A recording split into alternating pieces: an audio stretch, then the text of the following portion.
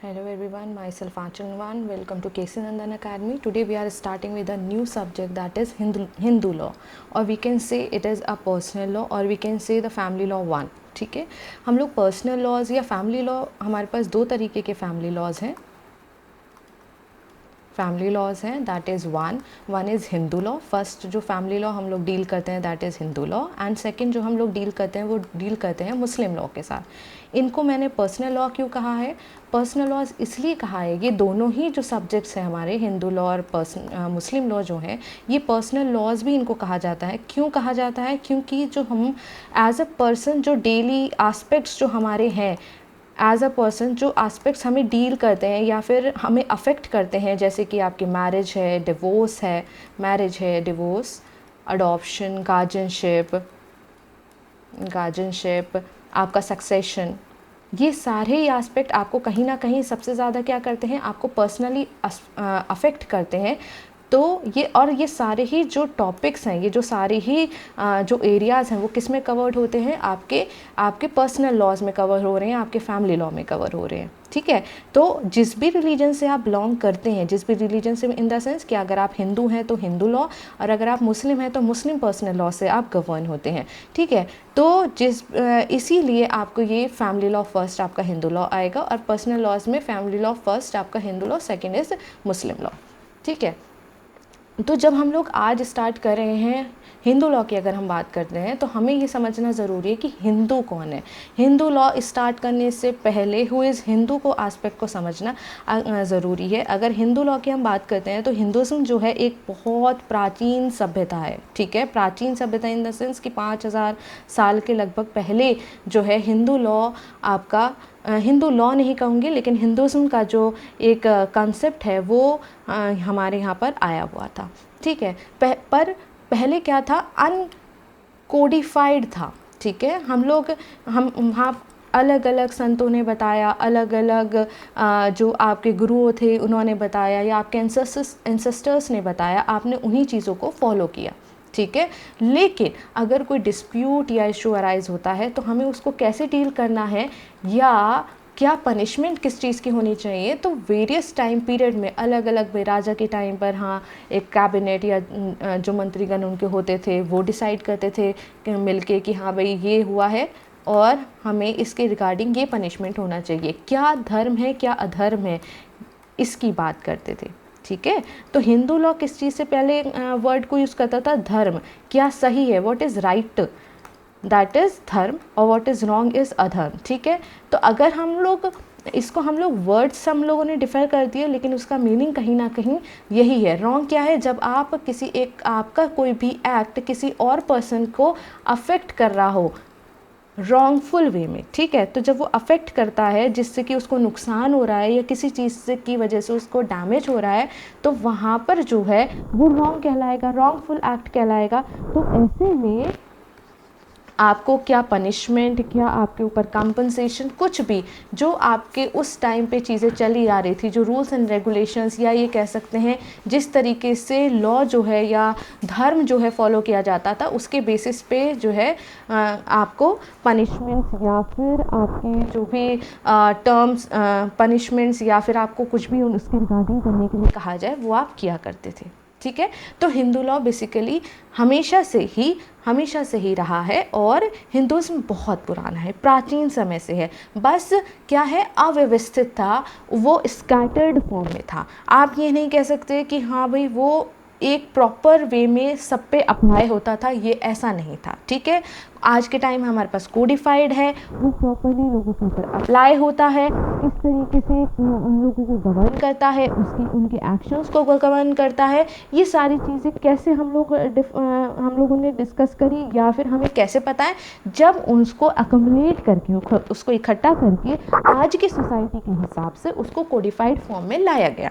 ठीक है भाई, आज के हिसाब से चीज़ें अलग हैं.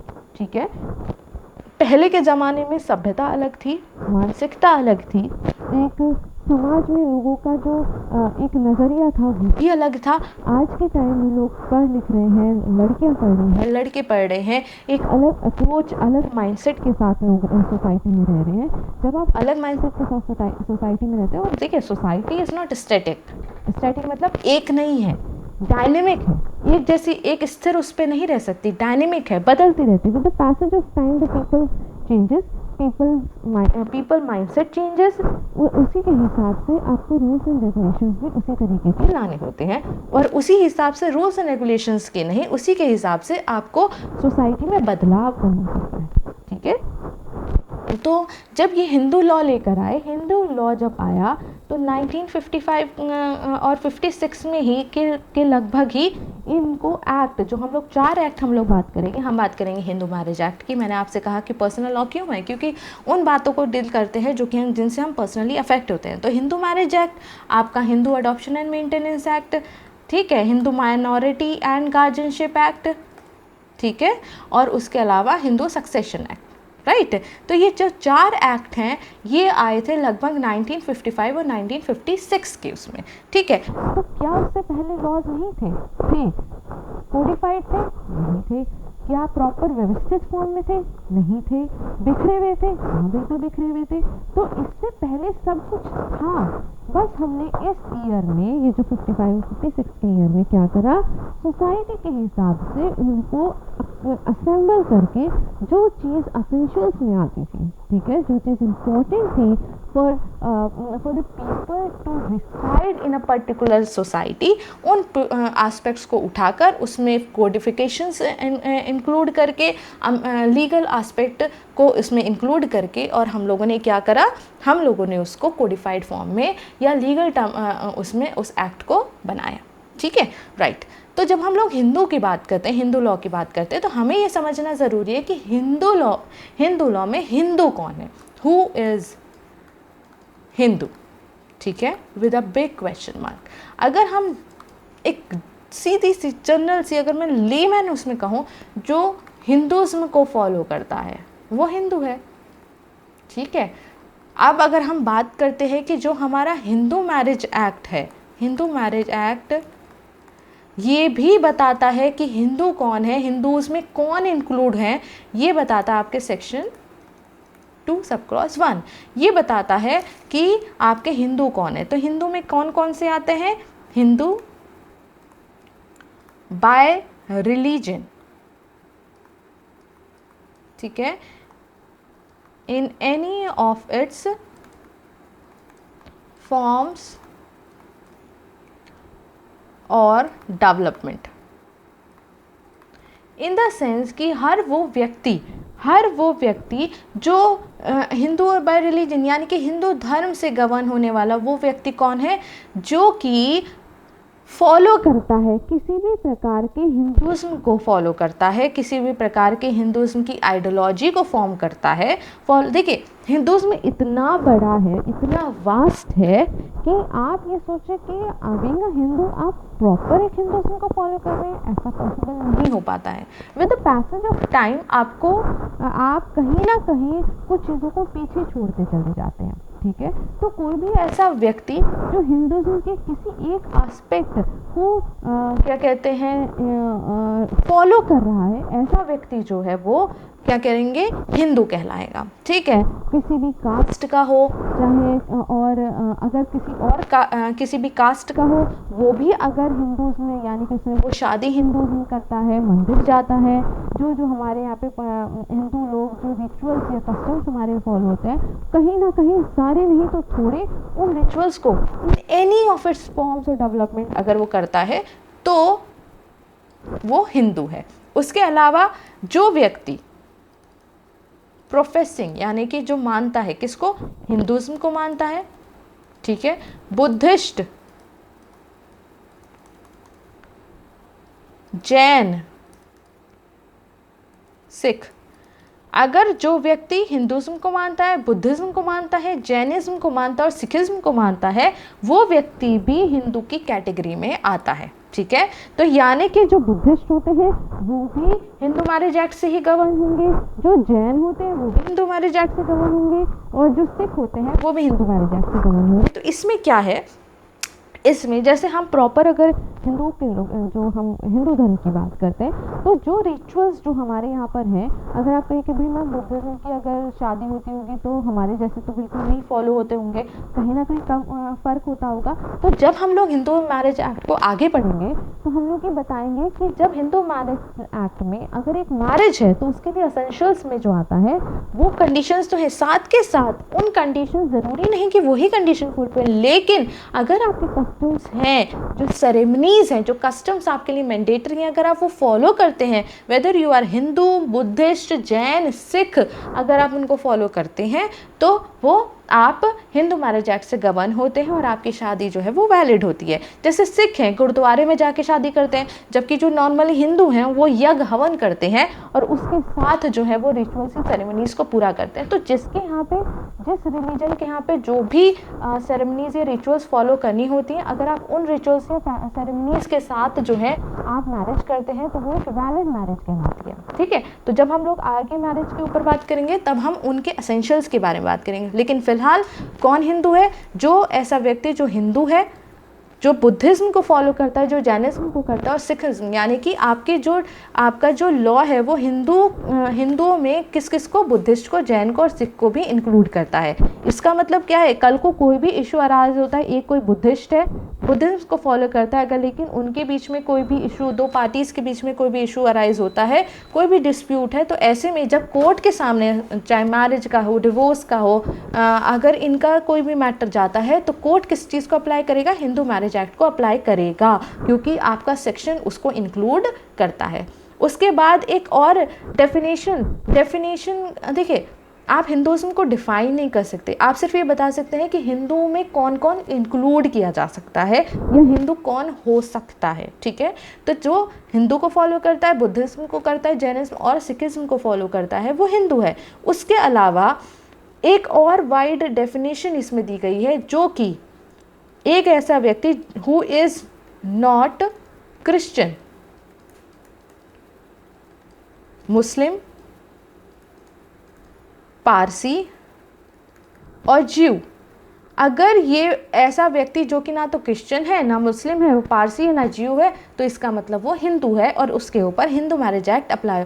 तो ये कितनी बड़ी वाइड डेफिनेशन इसमें इंक्लूड करी गई है, एक कितना बड़ा एस्पेक्ट इंक्लूड किया गया है कि जो और रिलीजन में नहीं आता वो हिंदुज़्म में आता है। राइट, उसके नेक्स्ट है आपका चाइल्ड लेजिटिमेट और इललेजिटिमेट। चाहे अगर आप कोई भी बच्चा अगर एक वैध मैरिज से यानी कि वैलिड मैरिज से होता है, या फिर वैलिड मैरिज के अलावा होता है कि बाहर अगर कोई इललेजिटिमेट यानी कि नाजायज़ बच्चा है, उसके ऊपर भी हिंदुज़्म ही मतलब हिंदू का जो एस्पेक्ट है या एक्ट जो है वो उस पर अप्लाई होगा। कब अप्लाई होगा? जब दोनों ही पेरेंट्स जो हैं वो हिंदू हैं। ठीक है, दोनों ही पेरेंट्स अगर हिंदू हैं तो whether the child is legitimate, जायज़ है या नाजायज़ है, इससे फ़र्क नहीं पड़ता, लेकिन दोनों ही जो पेरेंट्स अगर वो हिंदू हैं तो बच्चा भी हिंदू ही कहलाएगा। या फिर जो है उसमें अगर आप ये कहें कि भाई एक हिंदू है और एक दूसरा है, तो यहाँ पर सवाल उठेगा कि उस बच्चे की अपब्रिंगिंग यानी कि उसकी जो परवरिश हुई है वो किस धर्म को लेकर हुई है। अगर जैसे उसकी फॉर एग्ज़ाम्पल अगर हस्बैंड और वाइफ हैं, शादी के बाद हस्बैंड एंड वाइफ दोनों ही हिंदू थे, और जो वाइफ थी फॉर एग्ज़ाम्पल वाइफ जो थी वो शादी से पहले जो थी वो किसी और यानी कि मुस्लिम थी, और शादी के बाद उसने हिंदुज़्म को अडॉप्ट किया और उनका फिर डिवोर्स हो जाता है। तो चाइल्ड जो है वो वाइफ ने अपना रिलीजन नहीं चेंज किया, यानी कि वो वापस से कोई मुस्लिम में नहीं गई है, वो हिंदू ही रही है। ठीक है, और उसने अपने बच्चे की परवरिश भी हिंदुज़्म के अकॉर्डिंगली की है, तो वो बच्चा भी जो है वो हिंदू ही कहलाएगा। तो यानी कि अपब्रिंगिंग जो है, जस्ट बिकॉज कि वो बर्थ हुआ था उस मदर का जो है मुस्लिम फैमिली में, लेकिन वो कन्वर्ट हो गई थी हिंदुज़्म में, और उसने अपने बच्चे की परवरिश भी हिंदुज़्म के अकॉर्डिंग करी, चाहे वो शादी की वजह से उसने कन्वर्ट किया हो, चाहे वो अब डिवोर्स हो चुका हो, लेकिन वो हिंदुज़्म को फॉलो करे, उसकी बच्चे की अपब्रिंगिंग यानी कि परवरिश भी उसने अगर हिंदुज़्म में करी है तो वो बच्चा भी हिंदू ही कहलाएगा। उसके अलावा हो ऐसा व्यक्ति जिसने कन्वर्ट किया हो हिंदुज़्म में, ठीक है, अगर हिंदूज़ में है, बुद्धिस्ट बना हो, आपका सिख अपनाया हो, सिखिज्म अपनाया हो, आपका जैनिज्म अपनाया है, किसी भी, देखिए this are the forms of Hinduism, ठीक है, इनको ऐसे एस्पेक्ट को ऐसे इंक्लूड किया गया है कि अगर बुद्धिज़्म भी अगर उसने अपनाया है तो भी वो हिंदू मैरिज एक्ट में इंक्लूड होगा, ठीक है। तो जो ऐसा व्यक्ति जो कन्वर्ट होता है, कौन कन्वर्ट हो सकता है, क्रिश्चियन कन्वर्ट हो सकता है, मुस्लिम, पारसी और ज्यू, क्योंकि ये 4 ही तरीके के जो लोग हैं वो कन्वर्ट होकर हिंदुज़्म में आ सकते हैं, क्योंकि आपकी डेफिनेशन इतनी वाइड है सेक्शन 2 की, वो क्लियरली कहता है कि ऐसा व्यक्ति जो क्रिश्चियन नहीं है, मुस्लिम नहीं है, पारसी नहीं है, ज्यू नहीं है, वो ऑटोमेटिकली हिंदू ही है, ठीक है, और उस पर हिंदू मैरिज एक्ट जो है वो अप्लाई होगा, ठीक है। इसमें और एक और चीज़, अगर एक पर्सन ने प्रॉपरली कोई कन्वर्जन नहीं किया, देखिए कन्वर्जन के लिए कोई स्पेशल सेरेमनी नहीं लगती है। जब आप हिंदुज़्म में आते हैं तो प्रॉपर आप कोई सेरेमनी नहीं करते हैं कि भाई आपको भाई हिंदू अपनाया है तो ये करना है, नहीं। जब आप जिस तरीके से रहते हैं, the conduct of the person and the intention of the person, ठीक है। अब इसी का एग्जाम्पल ले लीजिए, अभी मैंने आपको चाइल्ड के एस्पेक्ट में बताया कि हिंदू और हस्बैंड और वाइफ जो है, जो वाइफ है वो पहले मुस्लिम, क्रिश्चियन या पारसी, ज्यू में से कोई सी थी, ठीक है, उसने शादी करने के लिए हिंदुज़्म अपनाया, डिवोर्स हो गया तब भी उसने हिंदुज़्म को नहीं छोड़ा, यानी कि उसका जो कंडक्ट, यानी कि जिस तरीके से वो रहती थी, जो हमारे रिचुअल्स थे उनको फॉलो करना, उसकी हर इंटेंशन में, भाई जब आप एक रिचुअल को फॉलो करते हैं, कोई भी आपका फेस्टिवल आ रहा है, आप उनको मना रहे हैं, जो हिंदूज़ का फेस्टिवल है आप उसे मना रहे हैं, तो आपकी क्या शो हो रहा है, इंटेंशन शो हो रहा है कि आप उस चीज़ को मानते हैं। तो आप उसने हिंदुज़्म को अपनाया और उसके बाद कन्वर्ट नहीं हुई, यानी कि ऐसा नहीं कि वो बाद में नमाज़ पढ़ने लगी, ठीक है, वो हिंदुओं की तरह ही जैसे रहती थी वैसे ही रही, चाहे उसका आज डिवोर्स हो गया, चाहे उसने मैरिज के टाइम पे हिंदुज़्म को अडॉप्ट किया। तो यहाँ पर आपको कन्वर्जन के लिए कोई सेरेमनी की आवश्यकता नहीं है, आपका